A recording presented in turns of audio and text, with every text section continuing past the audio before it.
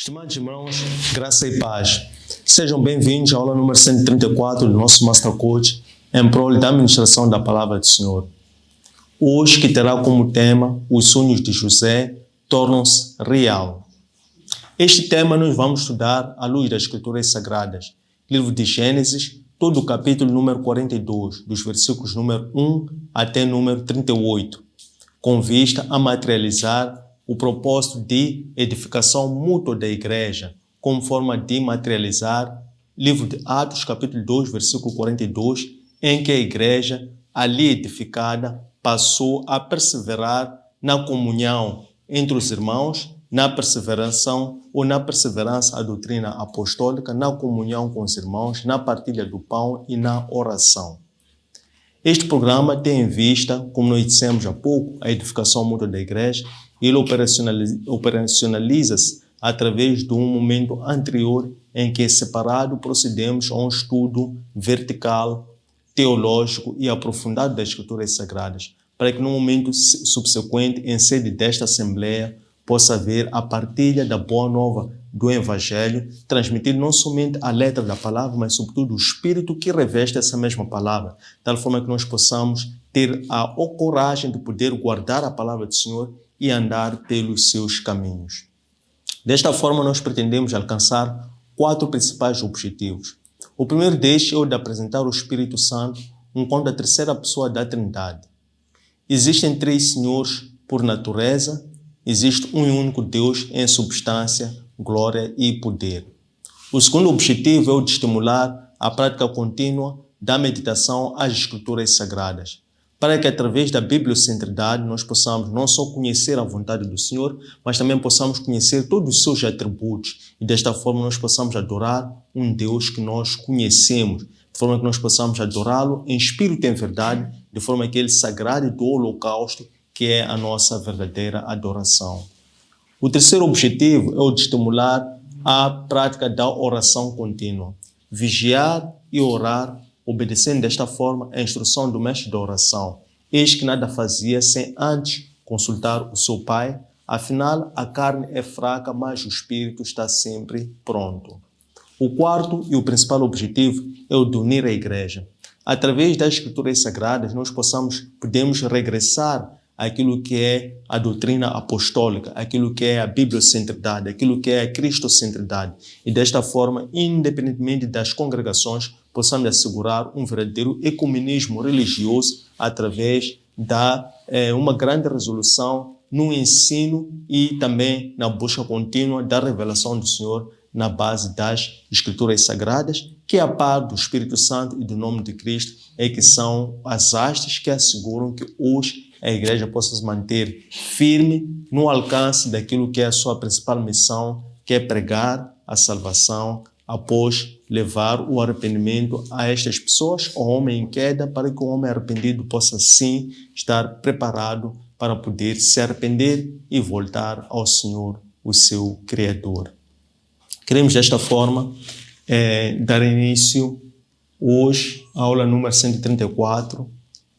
O nosso tema de estudo é os sonhos de José, que foram 2. Nós tivemos a oportunidade de ver o sonho de José quando estudamos os capítulos 32. Então, estes sonhos, nesta altura do estudo 2, no tempo e no espaço, já passavam 13 anos desde que José havia tido estes sonhos. Então, nós queremos agora ver no momento em que esses sonhos que José teve tornaram-se reais. Então, este vai ser o tema de estudo de hoje. Vamos fazer o estudo na base.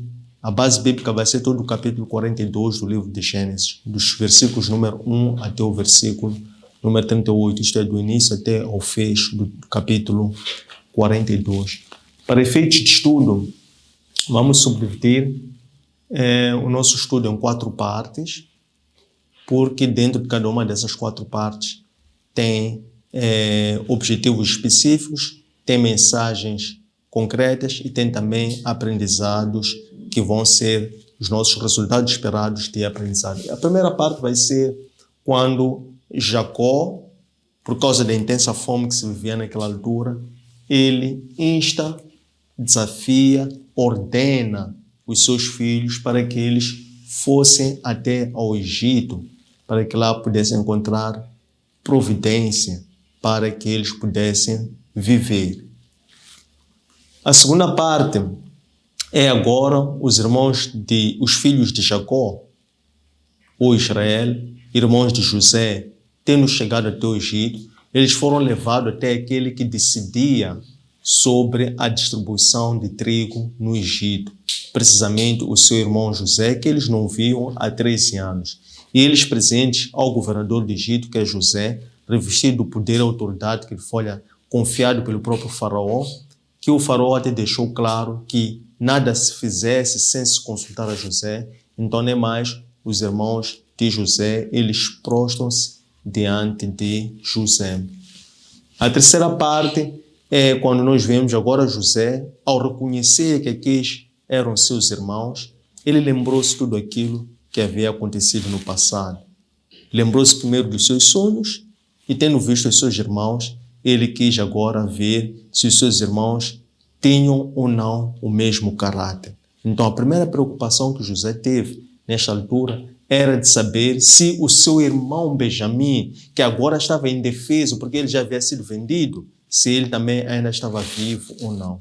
E o segundo objetivo também de José era ver se os seus irmãos ainda tinham ou não o mesmo coração, isto é, se eles tinham se arrependido. Porque ao fim do dia nós vemos que José, ele prefigura o mensageiro da salvação. Então ele aqui também quer ver se os irmãos haviam ou não se convertido.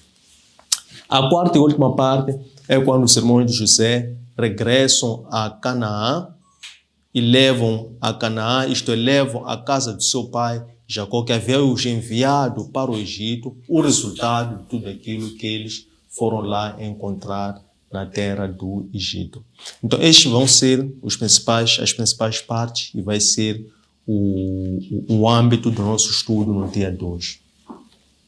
Antes de avançarmos, vamos nos lembrar o que nós estudamos na aula anterior, aula número 133, que teve como tema mensageiro da salvação. José, o mensageiro da salvação. Basicamente, através do estudo anterior, nós vimos José agora está elevado diante do faraó, porque o faraó teve um sonho duplo. Sonho duplo porque ele teve um sonho que se repete. E após ter tido esse sonho, fim do primeiro, o faraó perde o sono. Fim do segundo, o faraó não mais dorme, espera até que amanhecesse. E a primeira atitude do faraó foi convocar todos os adivinhos, todos os magos, que eram seus assessores, para que eles pudessem interpretar aquele sonho que o faraó teve. Basicamente, o sonho que o faraó teve, ele vê-se na margem do Nilo. E a margem do Nilo, na primeira visualização, ele vê haverem primeiro 7 vacas gordas e fortes, cheias de carne, bonitas. Depois vê haverem outras 7 vacas magras, raquíticas e feias. E vê estas últimas engolirem as primeiras e as primeiras a desaparecerem. Essa foi a primeira visualização. Na segunda visualização, Faraó também é levado a estar à margem do Nilo e ele vê depois feixes.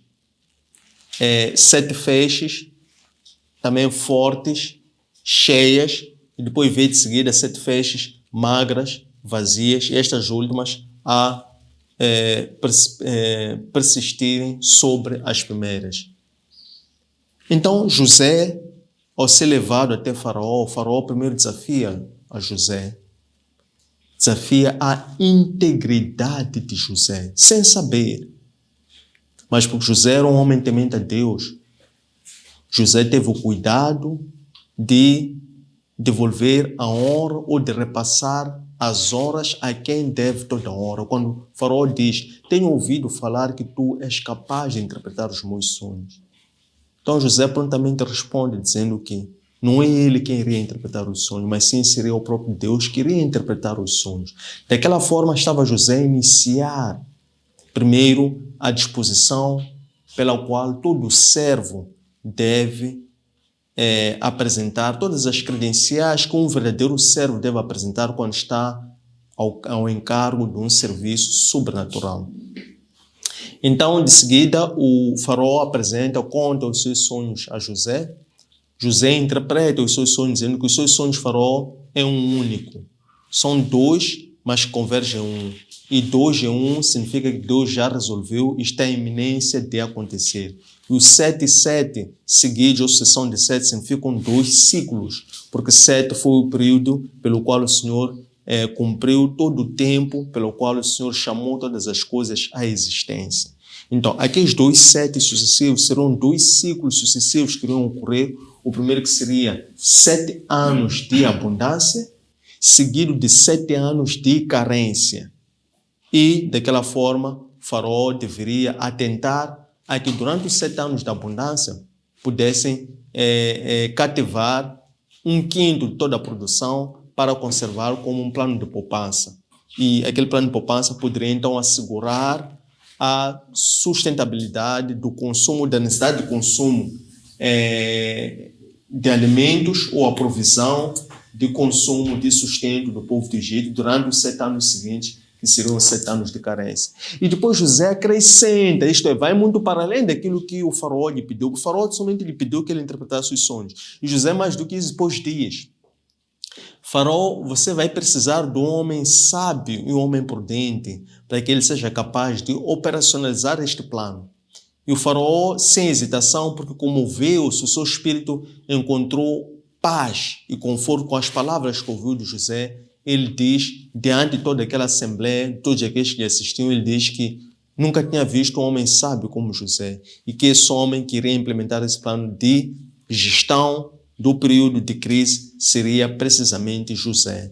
E daquela forma, então, José é nomeado governador do Egito, é-lhe atribuído todo o poder para governar sobre todo o Egito, é-lhe dado um outro nome, que significa aquele que conhece ou que interpreta os planos de Deus, e é também lhe dado como esposa uma filha de Potífara, que era um sacerdote de Om, um dos deuses de lá do Egito. Daquela forma, José fica lá a gerir aquele plano, a cumprir a sua nova função de escravo para governador do Egito. E, enquanto ainda era o período da abundância, José teve os seus dois filhos. Primeiro teve o Manassés, que ele chama de Manassés, porque ele diz: porque Deus fez-me esquecer o meu sofrimento, a casa do meu pai e as minhas prisões. E o segundo filho, ele dá o nome de Efraim, porque ele diz: porque Deus me deu folga em terra estrangeira. E daquela forma terminou o estudo anterior e nós queremos agora dar continuidade a esse estudo, entrando para o capítulo imediatamente a seguir, que é o capítulo agora, número 42. Nós aqui, para percebermos este capítulo, nós devemos ter algumas referências. E a primeira referência que eu quero trazer para a nossa reflexão é, precisamente, fome. Fome. Por que eu trago fome como uma palavra-chave? É que vamos aqui perceber que também neste estudo estava-se mais uma vez nos planos de Deus ou no plano de salvação da humanidade, era mais uma vez o início do novo ciclo. Era o fecho de um ciclo anterior, era o início do novo ciclo. Por quê? Em primeiro lugar, porque agora estava-se em face de Jacó, que era o herdeiro da herança patriarcal, que havia herdado essa herança de Isaac, ter que repassar essa herança para os seus filhos. E em segundo plano, é porque nós vemos a fome como sendo um grande perigo ou um grande risco para a sobrevivência humana. Vamos cavar um pouco mais sobre a questão da fome. Vamos perceber que, afinal, esta fome não foi a primeira fome que ocorreu na terra em todo o livro de Gênesis. Deus fez repetir ciclos de fome em todas as épocas dos patriarcas. Portanto, a primeira fome que nós vemos no livro de Gênesis foi vivida por Abraão. Reparem, irmãos, que no livro de Gênesis, no capítulo número 12, versículo número 1, vivia Abraão em Ur. E Ur era uma cidade cosmopolita. Abraão tinha lá terra, tinha lá bens, tinha lá o conforto de família, tinha a sua estabilidade, estava na sua zona de conforto. E Deus desce até Abraão e chama Abraão. Então nós vemos aqui um chamado de Abraão, um Abraão de Deus dirigido a Abraão, em que neste chamado Deus diz a Abraão: Abraão, sai da tua terra, deixa a parentela, deixa a tua terra, deixa as tuas riquezas, deixa tudo para trás, deixa a tua família e vai até uma terra que eu vou te mostrar.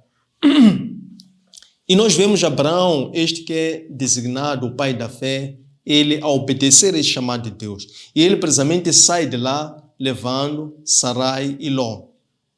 No versículo número 10 do capítulo 12, diz que houve fome. Onde? Houve fome lá onde Deus levou Abraão. Vejam que Deus tira Abraão de onde tinha folga, leva Abraão para uma nova terra e diz: é essa terra que eu vou te dar. Logo de seguida, a fome. Nós podemos nos questionar, mas como? Por quê? Se aquela terra é a terra que Deus mostrou a Abraão, e se disse a Abraão: sai da tua terra, vou te levar para uma terra que eu vou te mostrar. Então, será que Deus tem prazer no sofrimento das pessoas? Por que Deus tira Abraão, de onde Abraão tinha folga, e leva Abraão para uma terra, diz: é aqui que eu vou te dar, mas de seguida depois Abraão encontra fome nessa terra que Deus o levou? Então nós vemos a primeira fome no capítulo 10, no capítulo 12, versículo número 10. A quando dessa fome, é interessante notar que, em resposta a essa fome, o que fez Abraão? Abraão subiu até ao Egito. E lá, Abraão encontrou sustento durante o tempo que teve que ficar ali no Egito e depois retorna para Canaã. O segundo relato de fome que nós encontramos nas Escrituras Sagradas é no capítulo 26, versículo número 1. Agora é o segundo patriarca, que é Isaac. E passa desde a fome do período de Abraão até a fome no período de Isaac, passa um período de 100 anos. E agora Deus também fala com Isaac pela primeira vez. Por quê? Porque vem uma intensa fome. Isaac já está na terra de Canaã, que era a terra que Deus prometeu ao pai dele, Abraão. E Deus diz a Isaac, agora que Isaac está a viver uma fome, diz: Isaac, não suba já até Egito, permaneça aí. Porque aí é a terra que eu irei te dar a ti e a tua descendência. Irei te fazer prosperar e multiplicar, fazer pai de uma grande nação. Ora, passa também um período de outros 100 anos. E agora é a altura do terceiro patriarca, que é Jacó. E Jacó já herdou a terra prometida, porque Deus já falou a Jacó, já disse que essa é a terra que eu vou te dar. Jacó já tinha ido até a Mesopotâmia, onde permaneceu durante aquele tempo que estava a fugir da ira do seu irmão Esaú. E Jacó já cumpriu a sua missão lá e Jacó já retornou. Primeiro, retornou para Siquém e depois de Siquém para Betel. E Deus disse: fica, permaneça aí, porque essa é a terra que eu te prometi dar por aliança desde que Jacó teve o primeiro sonho quando estava a caminho da Mesopotâmia. E agora nós vemos Jacó a residir aqui nesta terra, na terra que Deus prometeu, e passam 100 anos, período de 100 anos, E mais uma vez volta a haver uma nova fome, muito severa. O mais interessante no meio disso tudo é que, para esta fome que está a haver neste período agora de Jacó, Deus já tinha falado sobre essa fome ao filho de Jacó, que é José, por sonhos. Quando? 7 anos antes, Deus dá a conhecer a José que iria haver fome. Como? Quando Deus revela isso a Faraó, e Faraó não consegue interpretar esse sonho, então é chamado a José, e José interpreta esse sonho de Faraó. O mais interessante ainda é que no capítulo 41, versículo 54, consta que passou os primeiros 7 anos da abundância. E Egito estava precavido por causa do dom de interpretação do sonho, do dom da sabedoria que Deus deu a José. Então, como Deus estava com José, para aqueles 7 anos de abundância, eles tinham a revelação e tinham a sabedoria do alto sobre a necessidade de criar um plano de provisão, um plano de poupança para os 7 anos seguintes que haverão de vir de crise. E o resto do mundo não sabia disso. Somente o Egito que tem esta sabedoria por causa de José. Então, a palavra de Deus no capítulo 41, verso 54, diz ali que começa a fome no Egito, então o povo vai ter o Faraó e começa a reclamar de fome. E Faraó responde assim ao povo: vão ter com José e façam tudo o que ele vos disser. Então, aqui Faraó volta a confirmar a autoridade total e absoluta que José tinha para ser aquele que iria decidir sobre como iria fazer a distribuição daquela provisão, que era pão, que era trigo, que o Egito tinha em abundância, porque poupou por intermédio da sabedoria que Deus colocou em Egito durante aqueles 7 anos de abundância. O que nós vemos de seguida? Esses são os pressupostos para nós compreendermos o que vem a seguir. No capítulo 42, versículo número 1, diz a palavra do Senhor que ouve Jacó dizer que no Egito há provisão, isto é, no Egito há vida. Aqui onde nós estamos em risco de desaparecer. Nós estamos em risco de não poder conservar a nossa vida. Mas ouve Jacó dizer que no Egito há vida, isto é, no Egito há pão, que era aquilo que faltava ali naquela terra. No Egito há trigo, que era aquilo que eles não tinham, que era a escassez que existia em toda a terra ali à volta do Egito. Então Jacó diz aos seus filhos: por que vocês estão aqui a se entreolhar? Como se no olho do outro fosse encontrar comida. Vocês não têm ouvido que no Egito há comida? Não subam até o Egito e vão lá buscar alimento. A palavra do Senhor no livro de Salmos, capítulo 80, versículo número 1, diz que Deus é o pastor de Israel. O que é pastor, irmãos? Esse é um bom ponto de partida. Pastor é aquele que cuida de um rebanho. O que é um pastor? O que é um rebanho neste caso? Pastor é aquele que cuida de almas, cuida de pessoas. E se ele cuida de almas, cuida de pessoas, então que cuidado é que ele tem? O cuidado que ele tem é de assegurar toda a provisão para que aquelas almas possam se conservar em vida. Consequentemente, as funções de um pastor são alimentar, cuidar e advertir do perigo por todas as necessidades espirituais que as almas têm. Salmos 80, versículo 1 diz que Deus é o pastor de Israel. Por quê? Porque Ele guiou José como seu rebanho. Reparem aqui. Deus cuida de José. Significa que tudo quanto aconteceu na vida de José, até José ser levado, até José ser vendido pelos irmãos, até José ter sido comprado pelos ismaelitas, até José ter sido vendido pelos ismaelitas a Potifar, até o fato de José ter sido enviado à cadeia pela manipulação da esposa de Potifar, e até o ponto de José ser levado até o faraó para ir interpretar os sonhos do faraó. Tudo isso era Deus que estava a pastorear a José. Diz mais a palavra de Deus no Evangelho segundo João, capítulo 2, versículos 13 a 17. Nós aqui temos, em João 2, 13 a 17, nós temos o Senhor em que ele desce até Jerusalém. O que é Jerusalém? Jerusalém é a capital espiritual.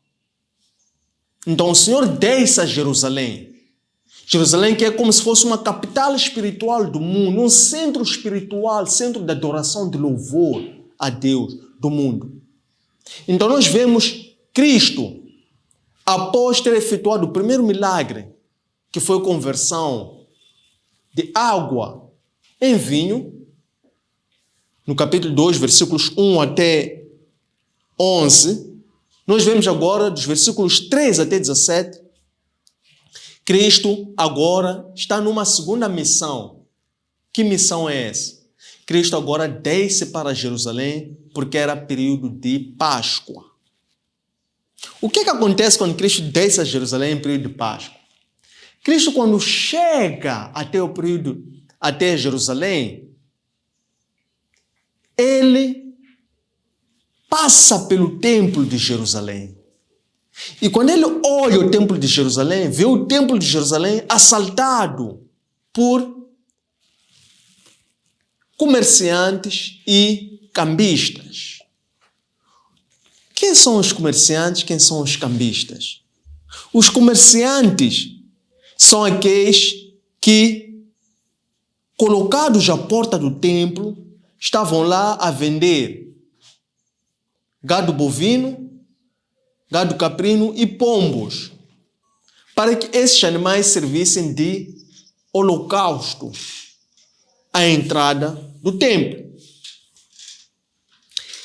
Quem são os cambistas? Os cambistas são aqueles que trocavam moeda estrangeira para que todos aqueles que subissem até a Jerusalém na época da Páscoa ou qualquer outra celebração litúrgica pudessem então ir pagar um imposto, uma contribuição, por assim dizer. Então nós vemos Cristo olha essa realidade. E Cristo, quando olha essa realidade, Cristo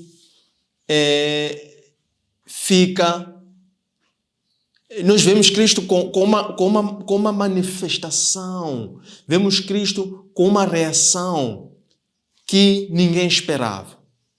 Por quê? Porque Cristo, quando olha para essa realidade, ele se rebela, ele se ira, ele pega uma vara e ele expulsa os comerciantes, expulsa os cambistas. Porque ele diz que vocês estão a profanar o templo do meu Pai. E ele, ao fazer isso,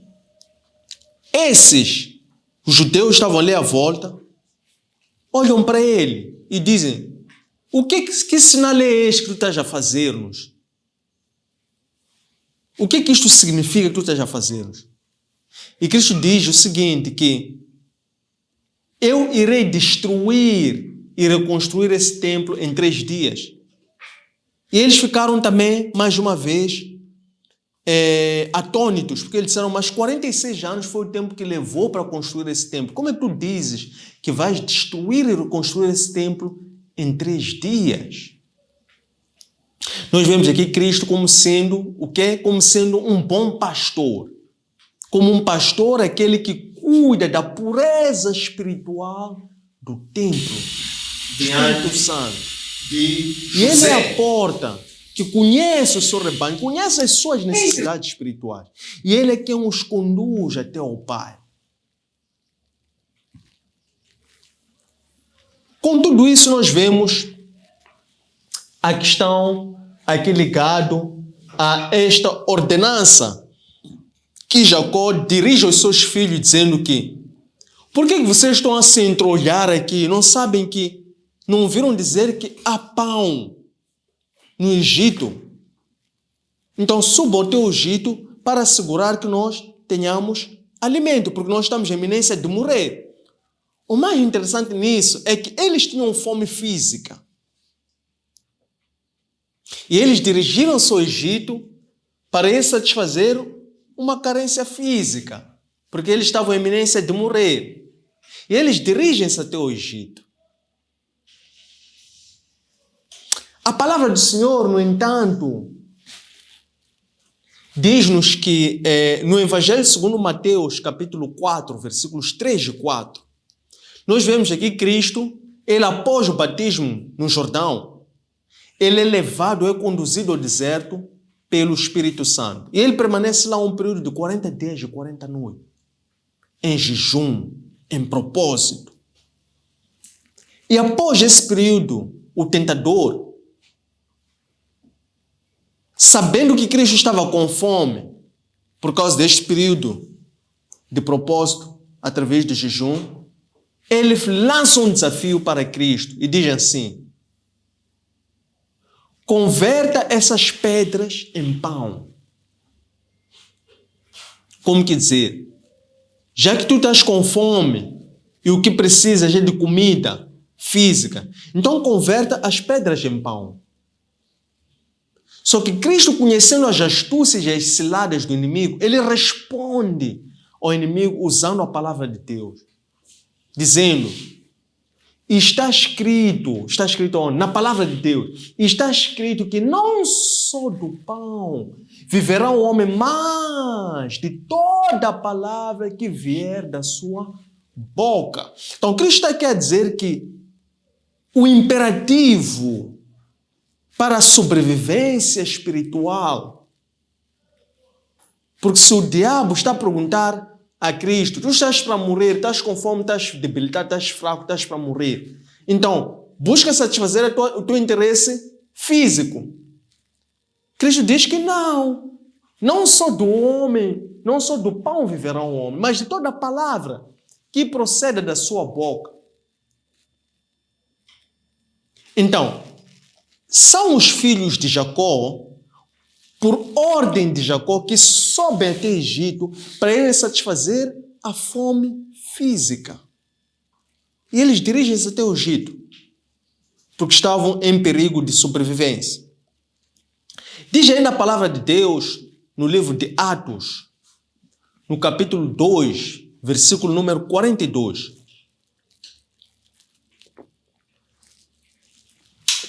O que acabava de acontecer aqui? Nós aqui temos o momento em que é oficialmente estabelecida a primeira igreja. A primeira vez que a palavra igreja aparece nas Escrituras Sagradas é naquilo que se chama de Confissão de Pedro, em Mateus 16, 18.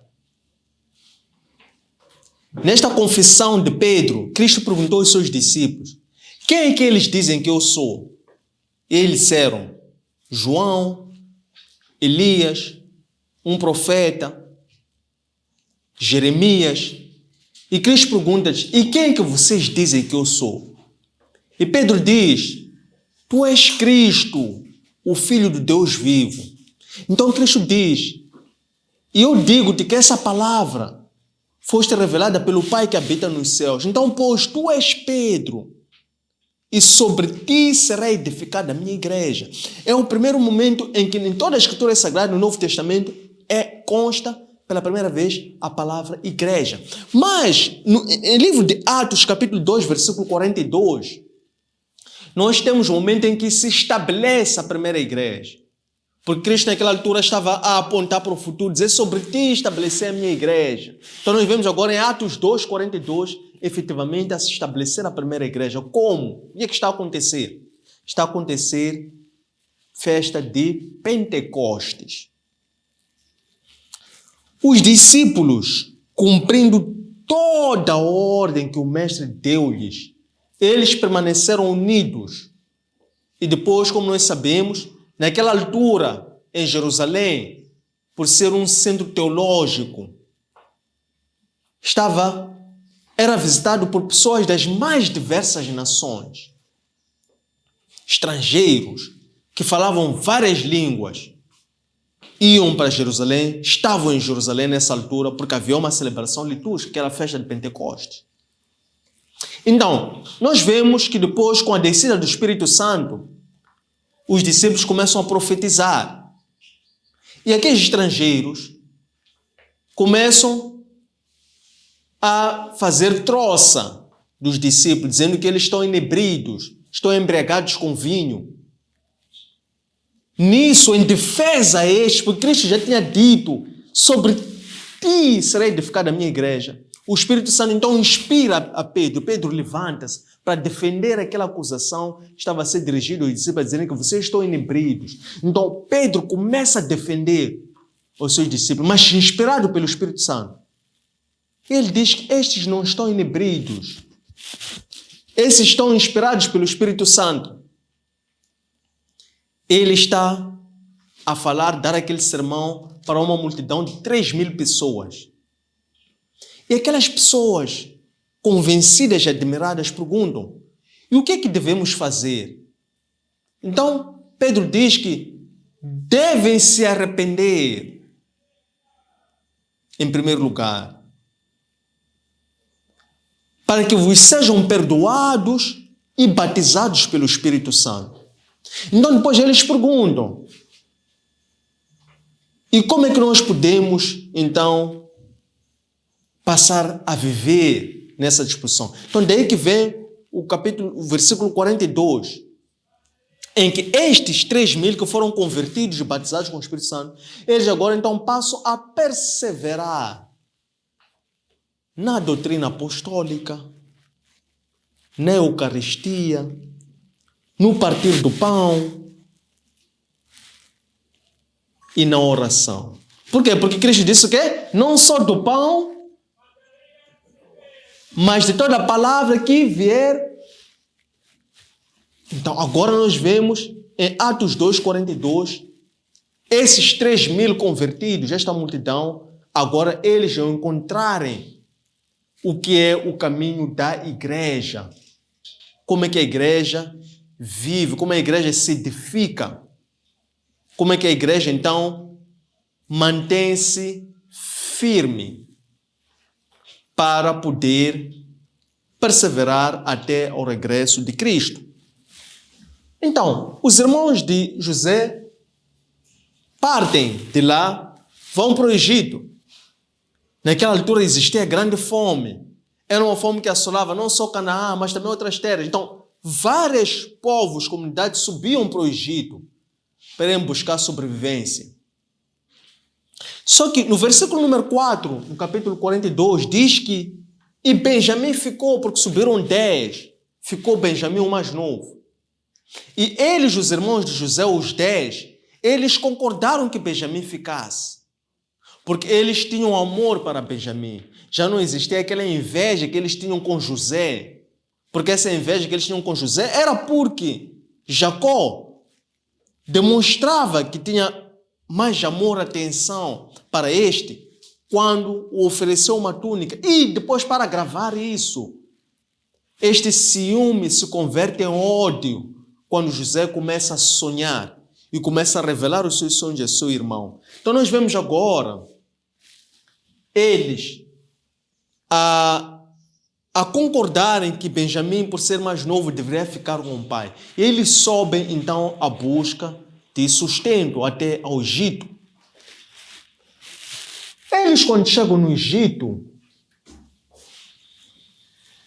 eles, então, são levados até a José, porque José é quem decidia sobre como distribuir o alimento, não só para os egípcios, mas também para todos os povos que vinham de fora do Egito e iam até lá à busca de sustento.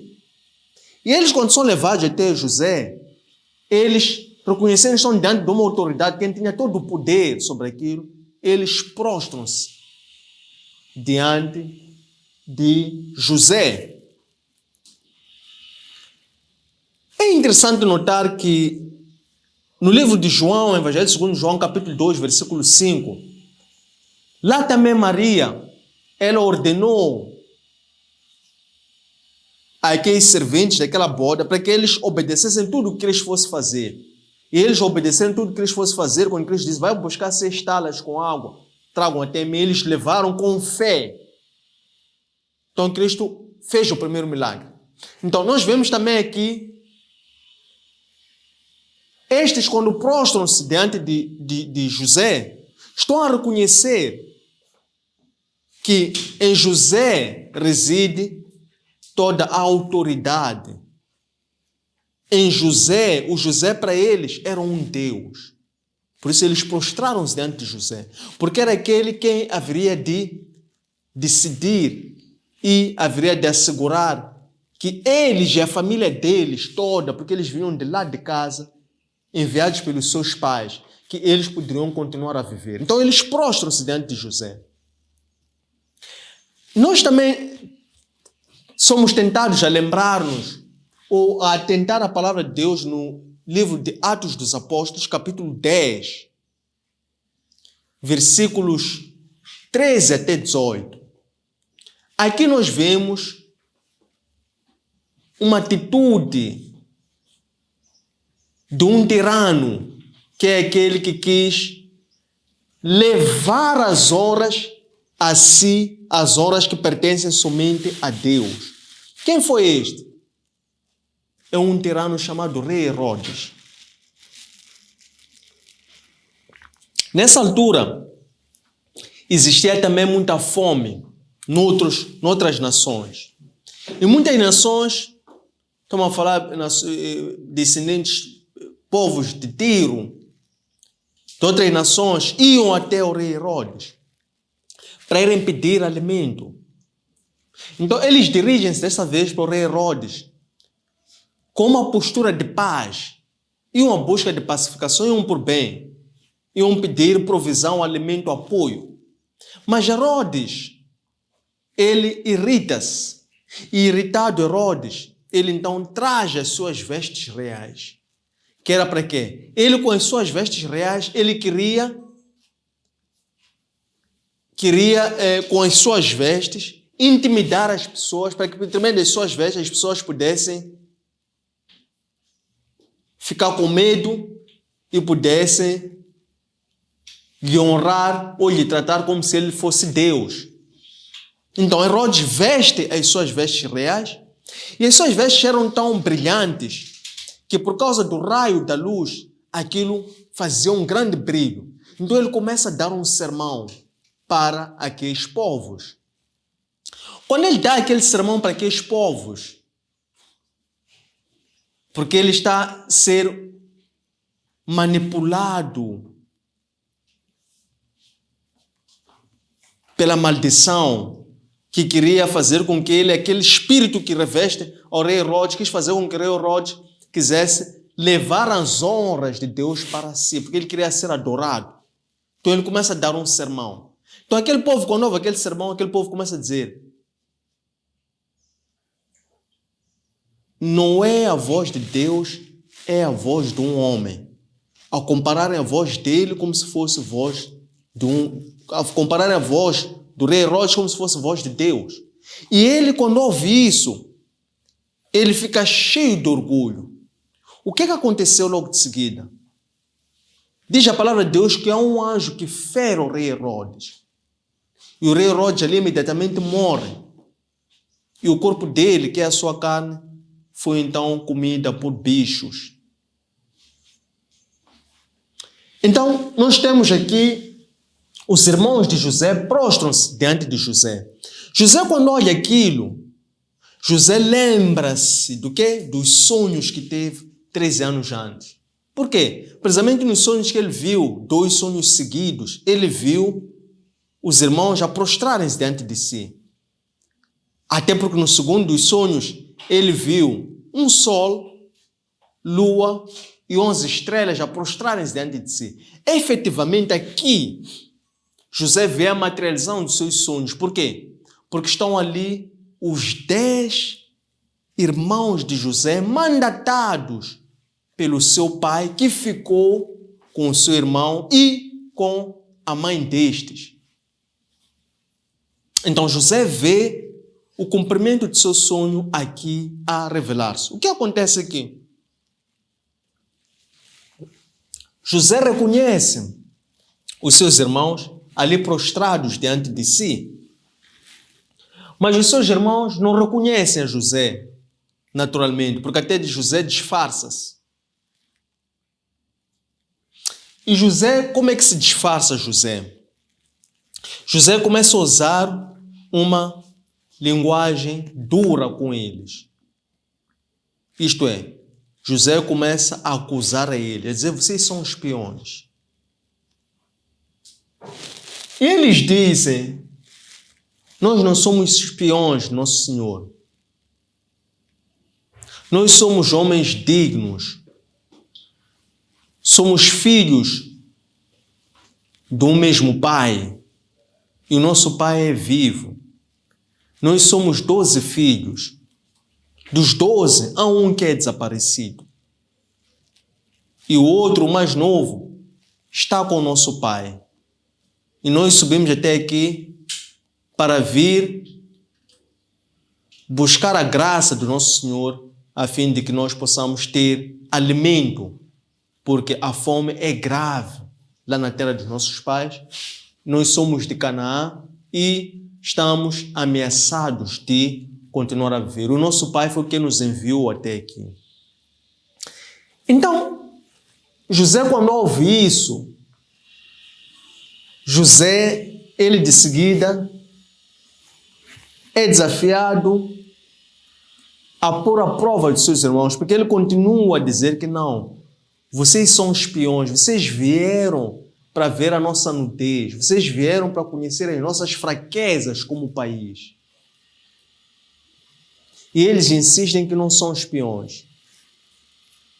O que faz José? José quer agora, José já não conhece os irmãos, desconfia dos irmãos. E reconhece os irmãos, esses que não lhe reconhecem. José então tem em mente, como primeira preocupação é o meu irmão Benjamim, que é o irmão que lhe seguia, que eram da mesma mãe, que agora ficou indefeso quando José é vendido. E os irmãos dizem que Benjamim, que é o irmão mais novo dele, ficou com o pai. Mas José já não acredita nos irmãos. E José quer ter a certeza se aquelas palavras que eles disseram é ou não verdadeira, 1 e 2, se realmente Benjamim ainda era vivo ou não. O que José faz? José diz que não, vocês são espiões e manda prender os irmãos. E os irmãos de José ficam presos durante 3 dias.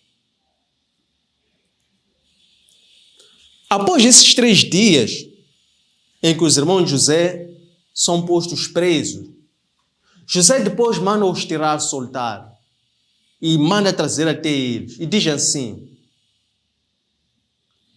eu quero vos fazer um desafio para vocês continuarem, para vocês merecerem, ou para vocês poderem ter acesso ao pão que vocês tanto precisam, para vocês poderem ter a provisão de alimento. O desafio é o seguinte, que vocês voltem até a vossa casa e vão buscar o vosso irmão mais novo, esse que vocês dizem que ficou com o vosso pai. Tragam esse vosso irmão até mais novo até aqui. Se eu lhe vir e se confirmar essas vossas palavras, então eu irei vos dar o alimento que vocês tanto precisam.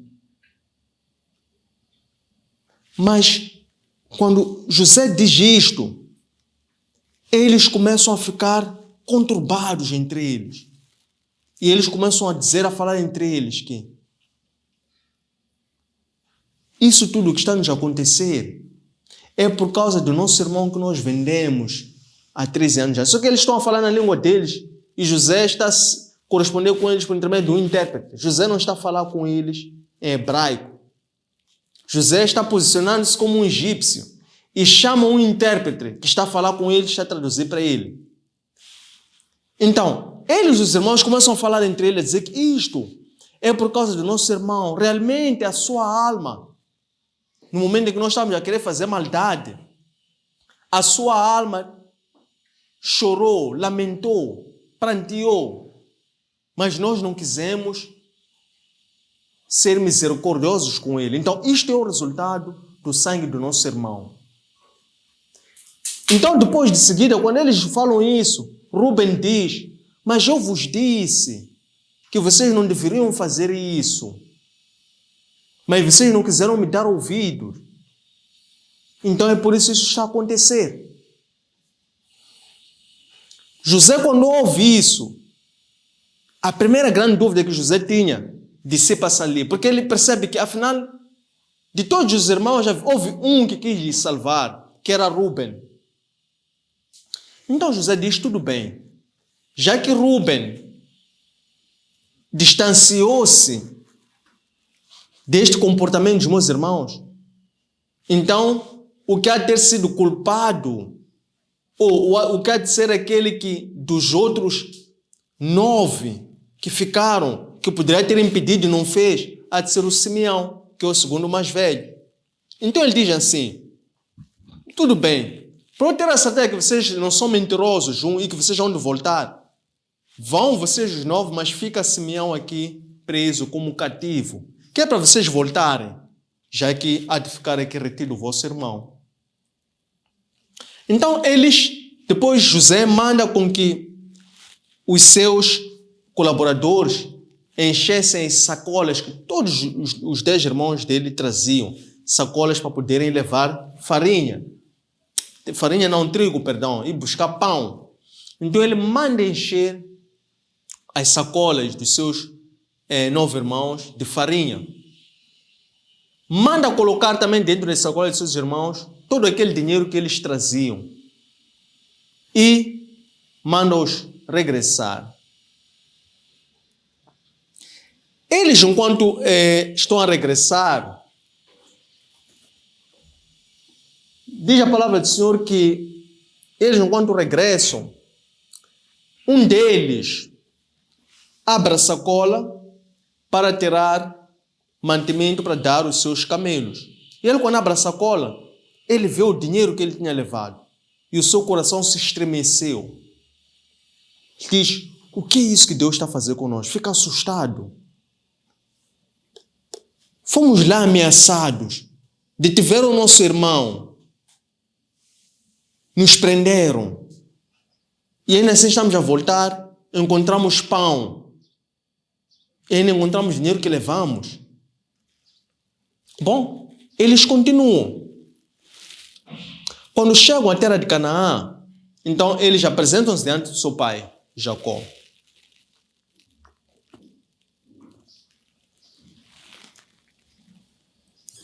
E aqui eles dizem a Jacó tudo quanto tinha lhe sucedido. Eles dizem que nós chegamos lá e o governador do Egito, ele nos acusou de espiões. E nós dissemos que nós não somos espiões. Nós somos homens íntegros. Temos um pai. Somos filhos do mesmo pai, em número de 12. Que um deles é desaparecido. Que o mais novo ficou com o nosso pai. E que nós, os 10, fomos fazer presente à mano do nosso pai. Mas ele não acreditou nas nossas palavras. Ele disse que queria verificar a veracidade das nossas palavras. E que assim nós tínhamos que deixar o nosso irmão Simeão como cativo para descermos até aqui a nossa casa, a fim de virmos buscar o nosso irmão mais novo, Benjamim, para ele apresentar. Somente aí é que ele vai nos dar a provisão de alimento que nós precisamos. E quando eles abrem as suas sacolas, cada um viu dentro das suas sacolas trigo, que era alimento que eles precisavam, e todo o dinheiro que cada um levava, eles vêm ali. Então, eles, como o próprio Jacó, eles se estremecem, o coração deles estremece, por eles verem que aquilo era um milagre, aquilo era alguma coisa de Deus. Então, ali, nós vemos de seguida, então, eles fazendo prova e levando todo o resultado, tudo quanto tinham levado até Jacó. Jacó fica entristecido e diz: o que é isso que vocês fizeram comigo?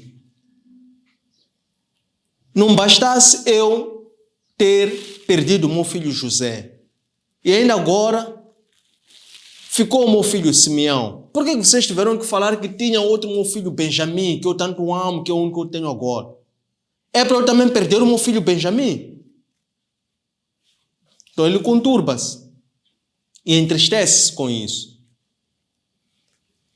Nós vemos aqui, de seguida, na narrativa seguinte, nós vamos ver a atitude de, primeiro, o mais velho destes, que é Rúben, que ele tenta convencer o seu pai para que ele libertasse ou entregasse ou confiasse a ele Benjamim, para que ele levasse Benjamim só para ir fazer prova àquele governador egípcio, que depois haveria de levar Benjamim de volta.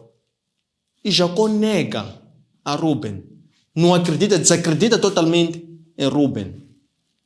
Rúben até diz: dou-lhe como caução a vida dos meus 2 filhos, se eu não trouxer um teu filho, Benjamim, que tu fiques, os meus 2 filhos fiquem teus escravos.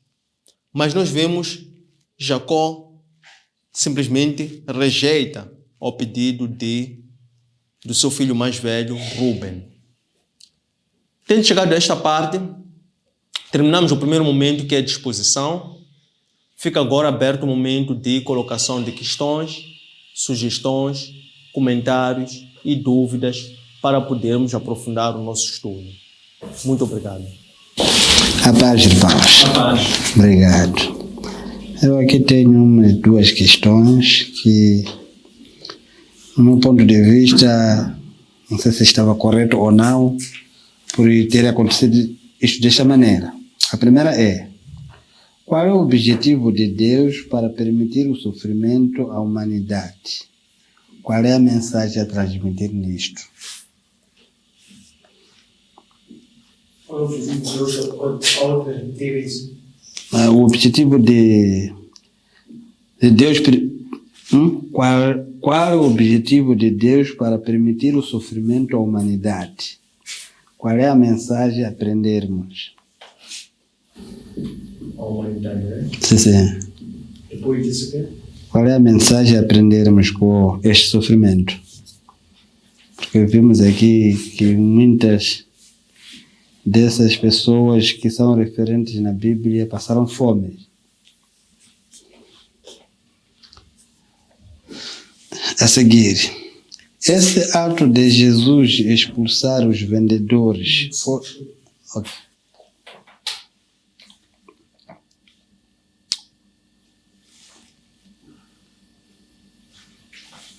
Esse ato de Jesus expulsar os vendedores foi aprovado, ou Deus aprovou esse comportamento? Eu trago aqui algumas questões. A primeira: por que Deus permitiu que os patriarcas passassem fome?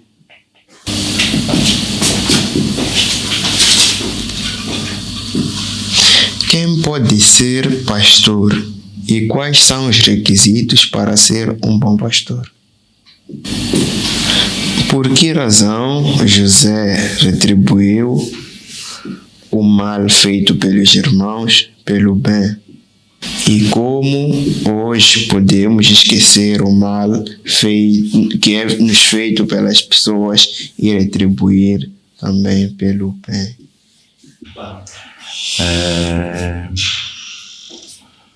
Grato sou pela aula de hoje,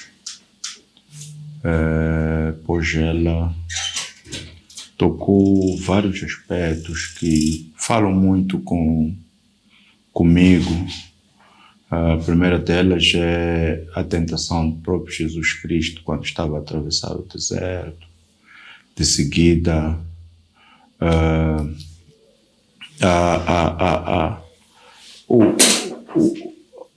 o ferir do próprio Deus a aqueles que buscam glórias, darem-se glórias a si mesmos, quando as glórias todas pertencem a Deus, porque para começar até a nossa própria vida, o ar que nós respiramos, a terra que nós colocamos as nossas casas, são da pertença de Deus. Então, são palavras que mexem muito comigo, porque a dado momento é fácil, quando Deus nos dá algum conhecimento, nós buscarmos nos vangloriar. É mais fácil aceitarmos aplausos do mundo, das pessoas que nos rodeiam, dizer que o fulano é inteligente, o fulano sabe mais do que o fulano, e nós mesmos termos a dificuldade de transpassarmos todas essas glórias ao Senhor. Isso fala muito comigo e é uma das coisas que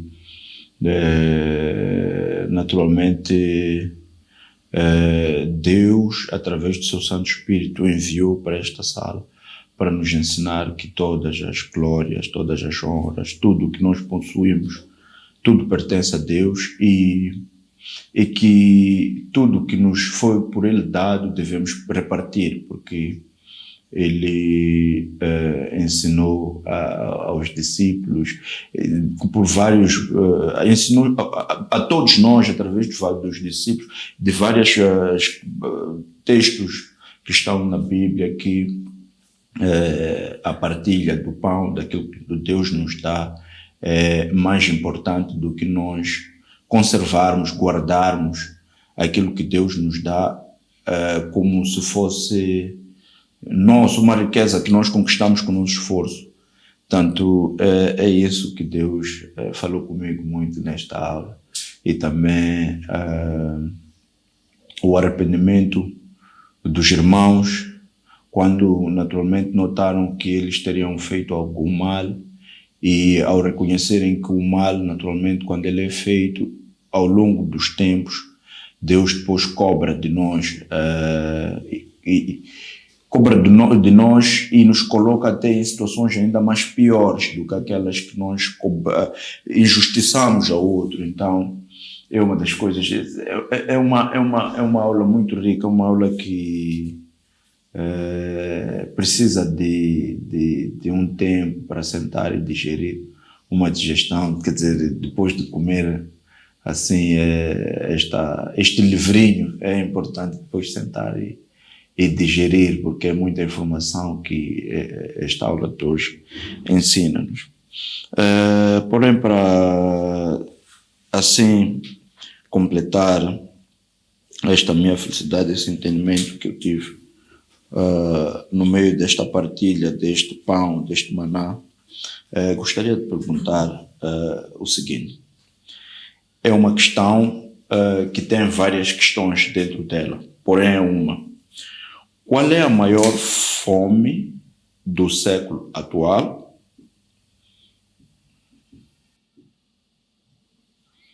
Continuando,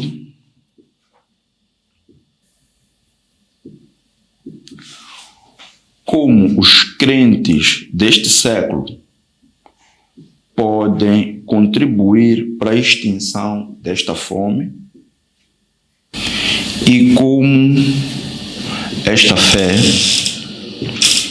faz a prova de fé ao povo deste século.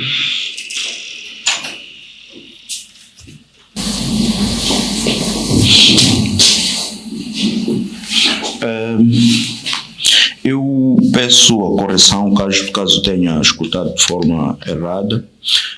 Jerusalém é a capital da fé cristã. Não sei se... Ok. Esta afirmação já é a questão.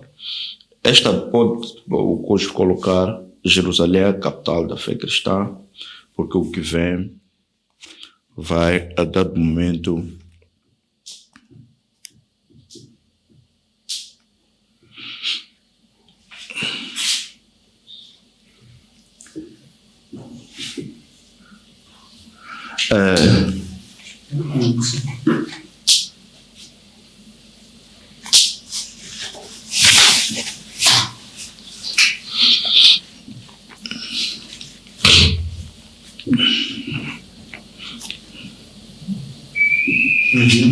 Esta afirmação pode, é o que eu quero a dado momento.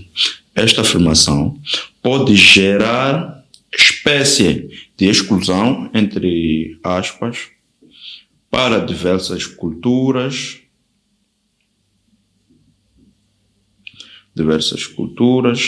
e religião. Peço, assim, alguma explicação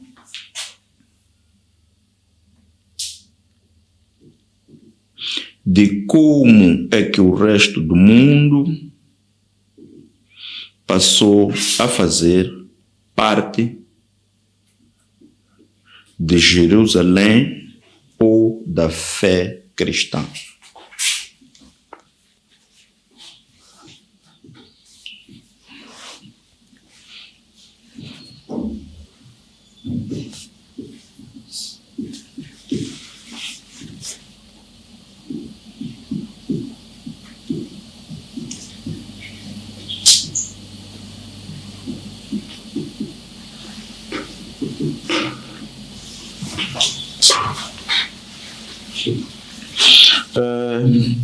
Qual é a postura que a Igreja deve manter até a segunda vinda de Cristo ao mundo?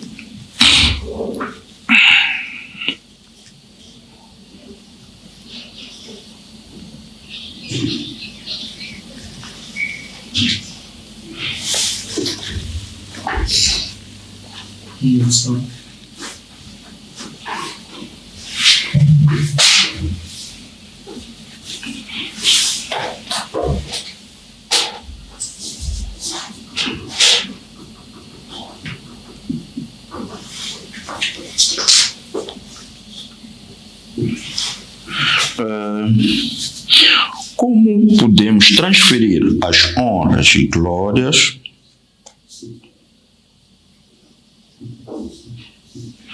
ao Senhor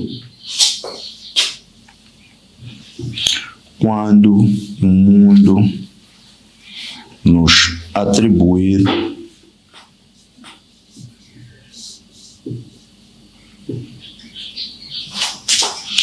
títulos e aplausos?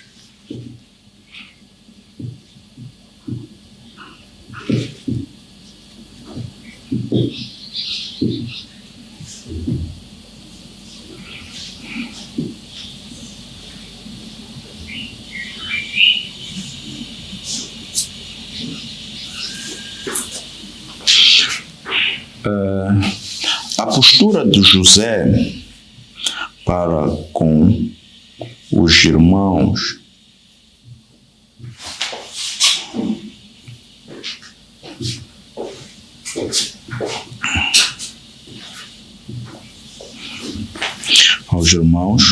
ao prender-lhes e duvidar do seu arrependimento,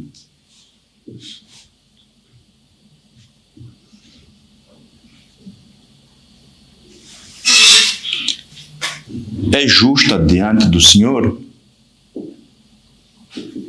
sendo que José é o mensageiro da salvação.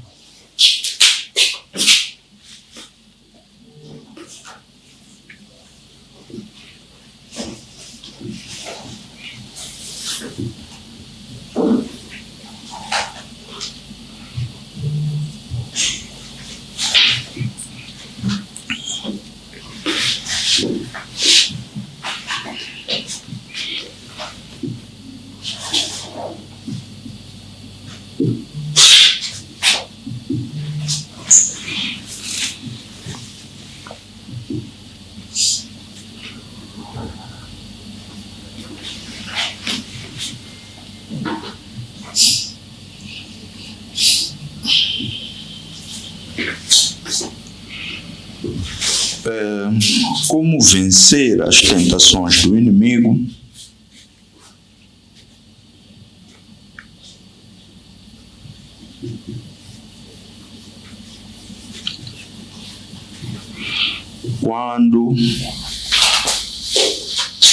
Quando ao atravessarmos desertos,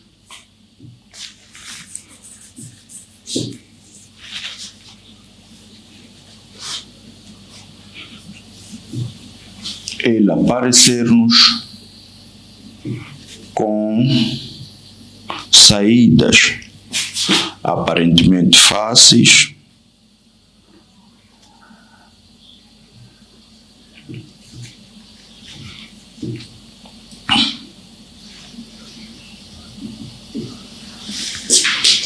e lançando sombras sobre a nossa fé,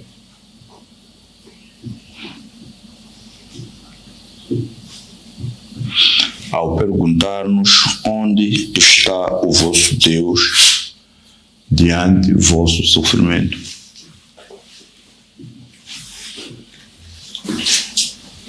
Para fechar, gostaria de saber qual é a oração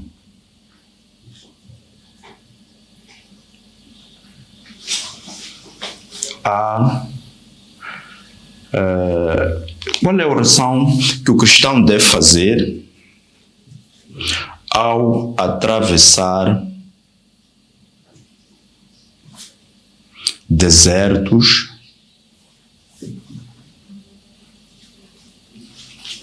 que o fazem duvidar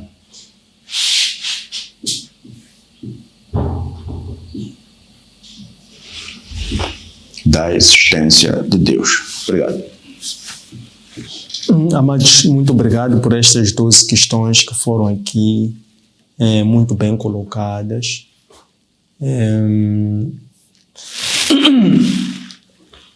É uma grande honra podermos partilhar desta partilha do pão, perseverar em oração, perseverar na doutrina apostólica. Isto engrandece aquilo que é a nossa busca contínua pela face do Senhor. Afinal, este banquete celestial que é o maná, que são as codornizes, é um sinal inequívoco da presença do Senhor aqui nesta sala. Vamos então passar a compreender cada uma dessas 12 questões, aprensá-las aquilo que é uma possível compreensão ou interpretação. A primeira destas é: qual é o objetivo de Deus para permitir o sofrimento à humanidade? Qual é a mensagem a aprender? O sofrimento à humanidade, por intermédio da fome, que foram desafios à sobrevivência da humanidade, porque se não fossem aqueles desafios à sobrevivência da humanidade, Cristo não teria encarnado, consequentemente, nós hoje não estaríamos aqui reunidos pelo seu nome. Por que eu digo assim? Porque os patriarcas são aqueles que Deus separou e que, através de uma aliança, estabeleceu com eles um plano de salvação da humanidade. Eles passaram a ser antepassados de Cristo. Então, por que esses, não obstante Deus ter dado a eles uma promessa através da aliança, de seguir a Deus, lhes deu desafios à continuidade dessa existência, como sejam fome?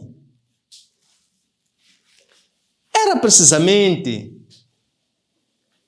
para que nós pudéssemos solidificar que a condição para a salvação é a fé. e o batismo. Por quê? Porque esses mesmos patriarcas, para eles conseguirem perseverar e não desistir, isto é, não duvidar da promessa do Senhor por intermédio daquelas alianças, não obstante aqueles problemas que eram a fome, eles responderam com a fé. E qual era o propósito da fé naquelas circunstâncias? Era para que eles aprendessem a desenvolver uma dependência intrínseca a Deus, não obstante as circunstâncias. Eles aprenderam o valor de ser dependente de Deus. E nos dias de hoje, esta é a palavra de Deus que chega até nós, para que em face aos sofrimentos que nós lidamos nos dias de hoje, possamos também encontrar o mesmo caminho, a mesma resposta, porque a palavra de Deus, ela é a mesma. Deus é o mesmo, ontem, hoje e eternamente. Consequentemente, se nós olharmos para os patriarcas, que são os pais da fé, que são os antepassados de Cristo, e eles realmente tiveram como resposta aos sofrimentos, nomeadamente a fome que perigava o cumprimento do plano da promessa que Deus fez com eles. Então assim nós também aprendemos que a resposta que nós devemos dar aos desafios que nós lidamos nos dias de hoje é também a fé que não duvida, mas sim nos faz obedecer à palavra de Deus, de forma a nós desenvolvermos uma dependência para com Deus. Número 2. Esse ato de Jesus expulsar os vendedores foi aprovado por Deus. Cristo, ele veio com uma missão. E quando ele sobe até Jerusalém, em época de Páscoa, ele não ia como os demais para ir celebrar. Cristo, neste momento em que ele sobe para Jerusalém, no período de Páscoa, a missão de Cristo, porque ele nada fazia sem antes consultar a seu Pai. A missão de Cristo, neste momento, era precisamente para ir profetizar sobre a purificação do templo. E que ele seria aquele que iria instaurar o quê? Uma nova aliança. Porque quando ele revela que iria destruir aquele templo que estava a ser profanado por aqueles que alegadamente iam criar facilidades, comodismo para a adoração a Deus, mas do contrário tinham segundas intenções que era o lucro. Então Cristo daquela forma foi reformar, rejeitar estes e vinha então estabelecer uma nova aliança. Uma igreja que é a igreja que o adora em espírito e em verdade. Vinha instaurar a igreja espiritual de Cristo. Por isso é que ele disse que eu irei destruir e reconstruir o templo em 3 dias. Então era uma igreja espiritual. Que era o quê? Uma igreja regida pelo Espírito Santo.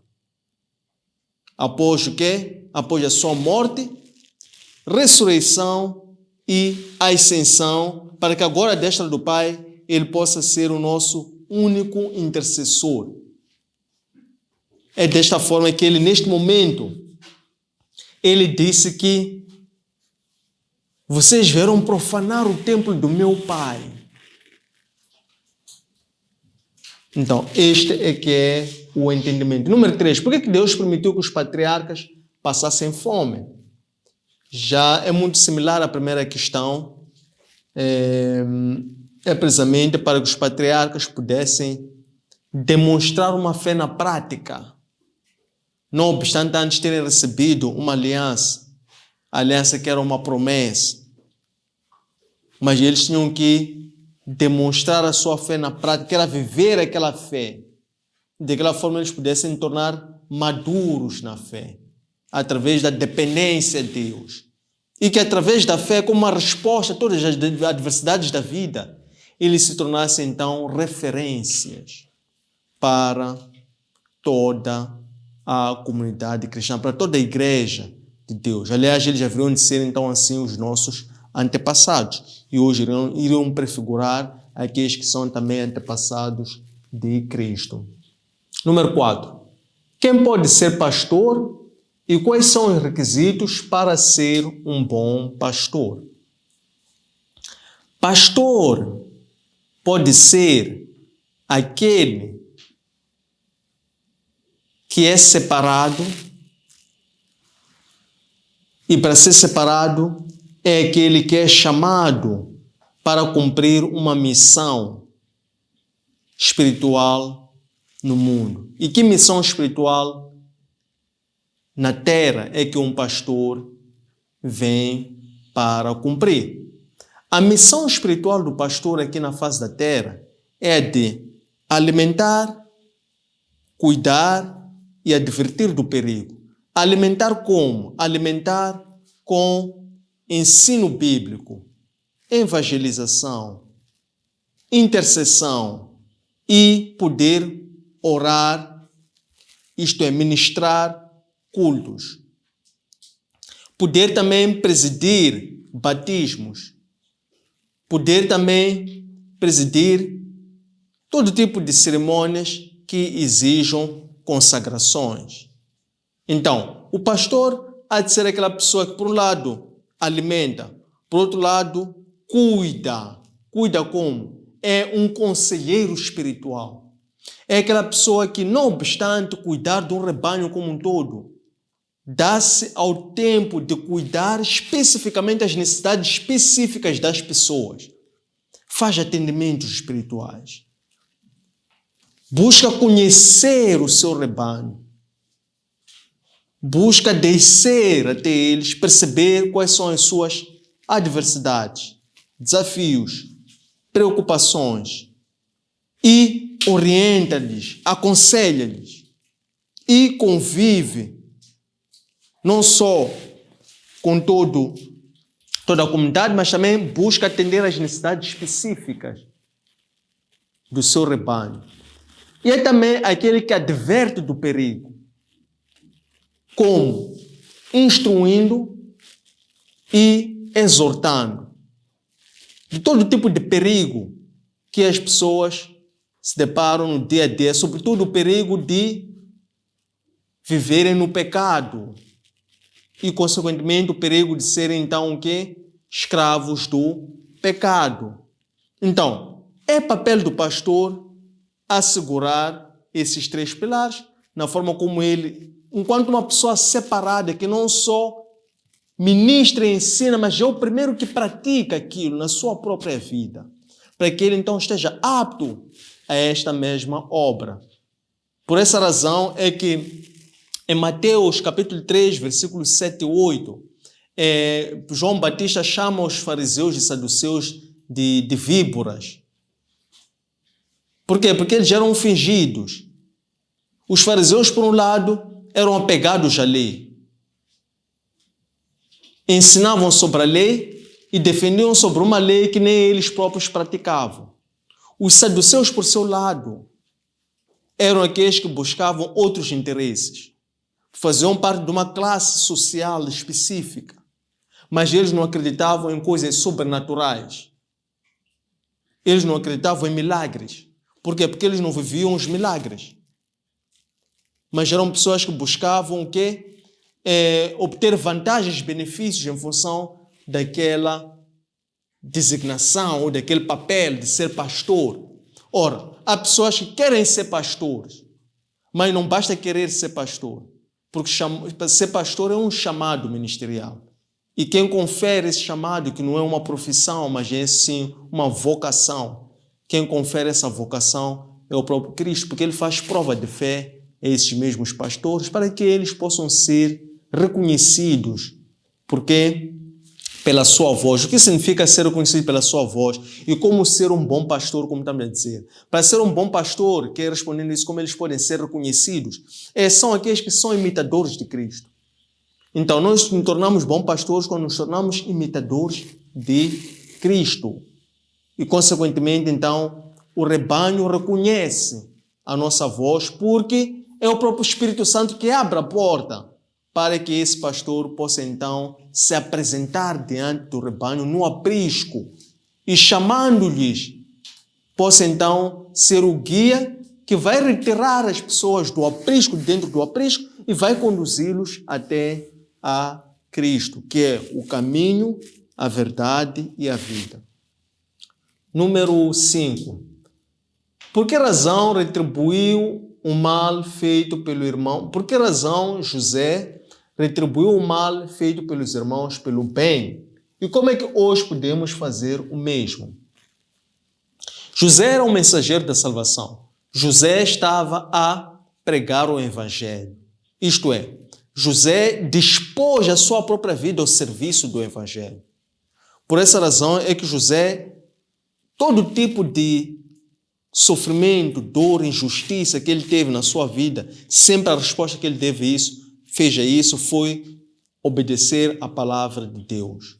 Então, José, ele aprendeu desde casa a retribuir o mal pelo bem, a ser um homem piedoso, a ser um homem que vive uma fé prática. Então, a resposta, como é que hoje nós podemos fazer o mesmo? A forma de nós também fazermos o mesmo é nós sermos os praticantes, ou sermos praticantes da palavra de Deus. Mas então como é que nós podemos ser praticantes da palavra de Deus? Nós podemos nos tornar praticantes da palavra de Deus quando nós buscamos não somente conhecer a palavra, que é a letra da palavra, mas buscarmos principalmente o Espírito Santo. O Espírito Santo é que é a alma que reveste a palavra, porque a palavra, somente a letra da palavra, ela pode ser uma letra morta. Mas o que dá vida a essa palavra é o Espírito Santo. Então é o Espírito Santo que nos capacita a podermos então sermos praticantes da palavra de Deus. Número 6. Qual é a maior fome do século atual? Como é que os crentes deste século podem contribuir para a extinção desta fome? E como é que esta fé faz a prova da fé ao povo deste século? Então, a maior fome do século atual é fé. Fé extraordinária. É a maior fome de todos os séculos. É a fé extraordinária. Não estamos a falar de uma fé ordinária, não estamos a falar de fé religiosa. Estamos a falar de fé extraordinária. Esta fé extraordinária é aquela fé que leva a obedecer à palavra de Deus. Esta é a maior fome deste século. Depois, a primeira parte da questão é como é que os crentes deste século podem contribuir para a extinção desta fome? Então, eles podem contribuir para a extinção desta fome através da perseverança na doutrina apostólica, que é buscar, conhecer e praticar a sã doutrina, que é a doutrina da verdade. Está revestido com o Espírito da verdade, que é o Espírito Santo.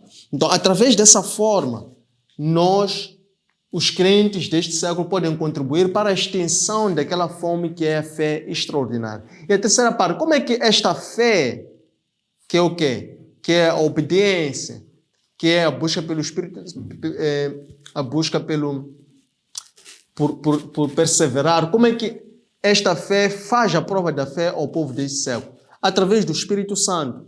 Por quê? Porque o Espírito Santo é este que está a liderar a ação apostólica da igreja.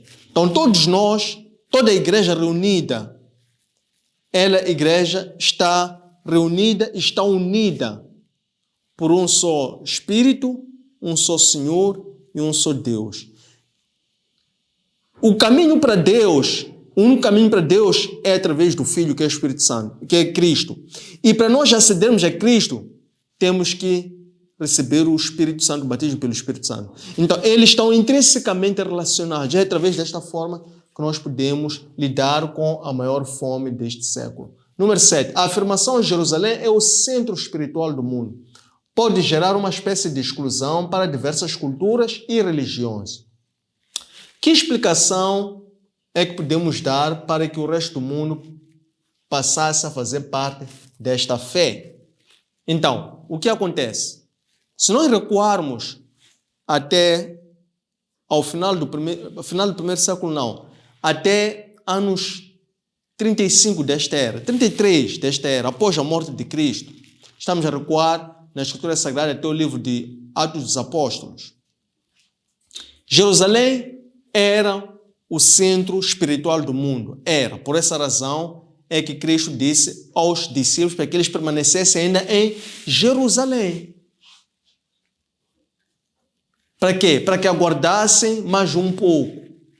Para que se cumprisse todos os sinais, a promessa que Cristo tinha dado a eles, que era a promessa do quê? Do Espírito Santo. Então, eles precisamente quando ficam em Jerusalém, e eles depois são batizados pelo Espírito Santo, no ato de Pentecostes, o que aconteceu? Estavam ali várias nações, vários povos, várias línguas. Porque eles iam para ali para o centro espiritual do mundo. E eles, quando ouvem estes homens, inspirados pelo Espírito Santo, a falarem de Deus numa língua que eles pudessem ouvir e perceber, então aqueles homens também foram convertidos. Ali tinham o quê? Tinham egípcios, tinham romanos, europeus. Então se vê que daquela forma, com o estabelecimento da igreja, em Atos dos Apóstolos, nós vimos que ali foi o cumprimento de Atos 1:8, que era o quê? Para que os discípulos pudessem se fazer cheios do Espírito Santo, a fim de que eles pudessem depois fazer o quê? Pregar o Evangelho até aos confins do mundo. Mas a condição primordial era que era que eles fossem batizados com o Espírito Santo. Então, esta é que é a forma, o modus pelo qual se iniciou a dispensação desse Espírito Santo e depois como é que esse Espírito Santo começou a capitanear, como nós dissemos na questão anterior, começou a liderar o processo da ação missionária, de pregação do Evangelho até os confins do mundo, é através da liderança do Espírito Santo. Número 8. Qual é a postura que a igreja deve manter até a segunda vinda de Cristo? A postura da igreja até a segunda vinda de Cristo é através daquilo que nós chamamos da defesa da fé. É defender a sua fé. Por quê? Porque a igreja ela é questionada a sua fé constantemente. E também o mundo vai questionar os princípios da igreja. Então, a resposta a isso é através da defesa da fé. É através de uma vida cristã que espelha a fé na prática. Então, nós aprendemos, em grosso modo, sobre a defesa da fé através das epístolas 1ª e 2ª de Pedro, não é? Ali, ele que é designado o apóstolo que trouxe o apostolado da defesa da fé, quer na 1ª e na 2ª epístola, nós vemos ali, por um lado, a questão de como perseverar ou como de conservar ou defender a fé, segundo lado, como, então, pastorear o rebanho. E isso representa as defesas contra os perigos internos e externos da igreja. Número 9. Como é que podemos transferir as horas e as glórias ao Senhor quando o mundo nos atribui títulos e aplausos? A forma de nós transferirmos imediatamente, com veemência, as honras e as glórias, tal como fez o anjo no livro do Apocalipse, capítulo 29. Nós temos ali a resposta à postura do anjo quando João quis se prostrar diante dele. Então o anjo repreendeu veemente o apóstolo João. Então a postura que nós devemos ter quando o mundo nos dá honras e nos recebe com aplausos prontamente nós temos a postura de um verdadeiro servo. O verdadeiro servo, ele está para servir, porque temos que sempre nos lembrar o que Cristo disse: Aquele que quiser ser o primeiro, seja servo. Aquele que quiser ser importante, seja escravo. Então, façam como o filho do homem. Então, um verdadeiro servo, ele o quê? Ele é um imitador de Cristo. Então, Cristo, ele transferia todas as honras, todas as glórias ao Pai. Por quê? Porque ele veio para anunciar o Pai. E por quê? Porque por um lado nós tínhamos Deus, de um lado tínhamos o homem do outro lado. Por causa da queda. Então havia um afastamento entre Deus e a humanidade. Então Cristo veio para nos reconciliar. Ele foi a ponte. Então ele veio para anunciar o Pai a uma humanidade caída. Então essa é que é a melhor postura que nós devemos ter para podermos transferir as honras e as glórias ao Senhor. É dizer a quem que nós representamos, é anunciar o nome de Cristo. Essa é que é a postura de um verdadeiro servo. Ele se apresenta como servo de Cristo. Ele se apresenta em nome de Cristo. Ele age em nome do Senhor.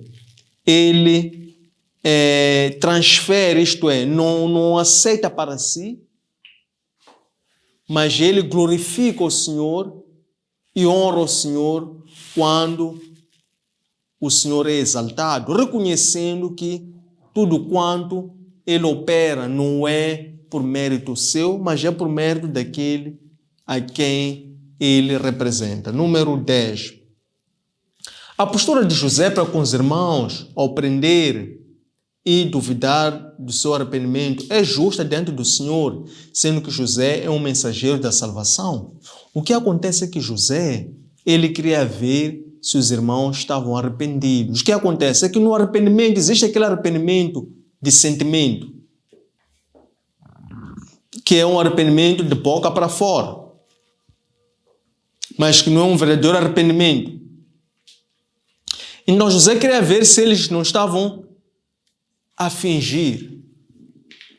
José queria ver se aquele arrependimento já tinha mudado o que é o coração deles. O coração deles. O caráter. Era isso que José queria saber. Por isso é que a palavra do Senhor em Oséias 6,6 diz que o Senhor não se agrada nem de sacrifícios nem de holocaustos, mas da misericórdia e da justiça. Por essa razão é que nós vemos no em Evangelho segundo Mateus, capítulo 3, versículos 7 e 8. Nós vemos também ali João Batista, ele acusar fariseus e saduceus, a chamar de bando de víboras. Por que vocês se escondem? Por quê? Porque ele queria ver pessoas arrependidas. Porque ele, quando estava a batizar no Jordão, ele dizia que a condição para a salvação é o arrependimento. Mas tem que ser um arrependimento sincero. E o que é um arrependimento sincero? É um arrependimento que se demonstra pelo seu comportamento. Não é um arrependimento só em ir para receber um batismo, mas é um arrependimento que antes de você receber um batismo, você reflete e se entristece por tudo quanto você é ou fez no passado. Então isso não é um ato de emoção, não é impulsividade, mas é um ato que vem acompanhado de uma vontade sincera de mudar. Então, José queria ver se os irmãos realmente teriam se convertido. Por essa razão é que ele queria ver se era fingimento ou não. Então, isso sim é da vontade, está adstrito à própria palavra de Deus. Número 11. Como vencer as tentações do inimigo quando, ao atravessarmos desertos, o inimigo aparece com saídas aparentemente fáceis, lançando sombras sobre a nossa fé, ao perguntar: onde está o vosso Deus diante do nosso sofrimento? Então, a única forma de nós vencermos as tentações é saber e lembrarmos sempre que o sofrimento e a cruz fazem parte da carreira cristã. Consequentemente, a única resposta ao sofrimento e à cruz é a nossa santidade ou a nossa santificação. E nós somos santificados através de uma renúncia contínua, através de um sepultamento voluntário dos nossos desejos da carne. Quando nós nos esforçamos para agradar a Deus e não agradar a nós, nem agradar aos homens, nós não buscamos ser aceitos pelas pessoas. Quando isso desonra ou desagrada a Deus. Mas nós até antes desagradamos a nós próprios, desagradamos aos outros, para primeiramente agradar a Deus. Então, esta é que é a forma de nós vencermos as tentações, porque essas tentações fazem parte do dia a dia. Então, a melhor forma de nós vencermos essas tentações é quando Deus nos leva até uma terra prometida, diz, esta é a terra que eu te prometi dar. Depois de seguida, você vê um sofrimento como uma fome, como um despedimento, ou como uma demora numa resposta que você está à espera. Deus te dá uma visão, diz, faça este negócio, faça este curso. Você faz o curso, termina o curso, depois não tem emprego. Qual é a resposta que você dá a isto? Você duvida de Deus, que Deus é que falou contigo para dizer fazer aquele curso. Como é que Deus diz para fazer este curso? Eu termino o curso e não tenho onde aplicar o curso para poder ter o meu sustento. E a pessoa duvida de Deus. Então, é precisamente nesses momentos que nós devemos nos lembrar que Ele já nos deu a fé. E a fé é obedecer. E pela nossa obediência, a fé, nós aprendemos a depender de Deus, não depender do emprego, não depender das circunstâncias, não depender dos dias, não depender das estações do ano, não depender das coisas, das pessoas, tudo que esteja fora de nós. Mas nós passamos a depender única e exclusivamente de Deus. Dessa forma nós nos tornamos homens maduros e preparados para toda a obra. De tal forma que nós possamos ser dignos representantes de Cristo. Por quê? Porque Cristo padeceu na carne. Sim, Cristo padeceu na carne. Cristo padeceu no Espírito. Sim, Cristo padeceu no Espírito. E o que Cristo fez? Ele venceu. Porque Ele disse, na verdade, a carne é fraca, mas o Espírito está sempre pronto. Ele lembrou-se do quê? De qual era a missão. Ele lembrou-se de qual era a recompensa que lhe aguardava. E ele não desistiu, não fraquejou diante das tentações, dos sofrimentos, das dores. 12 última. Qual é a oração que o cristão deve fazer ao atravessar desertos que o fazem duvidar da existência de Deus?